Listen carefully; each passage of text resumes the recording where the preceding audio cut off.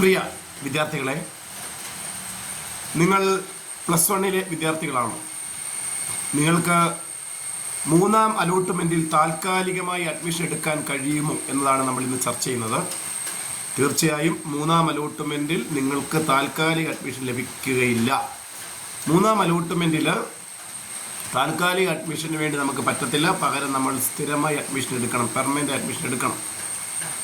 അതോടൊപ്പം തന്നെ +1 first അലോട്ട്മെൻറ്റിലും second അലോട്ട്മെൻറ്റിലും താൽക്കാലിക അഡ്മിഷൻ എടുത്ത എല്ലാ വിദ്യാർത്ഥികളും മൂന്നാമത്തെ അലോട്ട്മെൻറ്റിലെ പെർമനൻ്റ് അഡ്മിഷൻ ലഭിക്കുമ്പോൾ അത് എടുക്കേണ്ടതാണ്.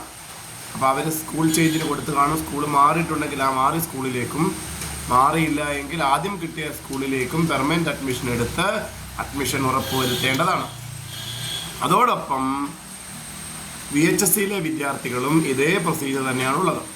ഇനിയും +1 അഡ്മിഷൻ ലഭിക്കാത്ത വിദ്യാർത്ഥികൾ എന്ത് ചെയ്യണം എന്ന് ചോദിച്ചാൽ, അവർ തീർച്ചയായും ടെമ്പററി അഡ്മിഷനും പെർമനൻ്റ് അഡ്മിഷനും എല്ലാം അവരെ സംബന്ധിക്കുന്ന കാര്യമല്ല. അവർ സപ്ലിമെൻ്ററി അലോട്ട്മെൻറ്റിന് അപേക്ഷ പുതുതായി കൊടുക്കുക എന്നുള്ളതാണ് മുമ്പിലുള്ളത്. അവരുടെ പഴയ അപേക്ഷ പുതുക്കാൻ പറ്റും, അപ്പോൾ അത് ചെയ്യുക എന്നുള്ളതാണ്.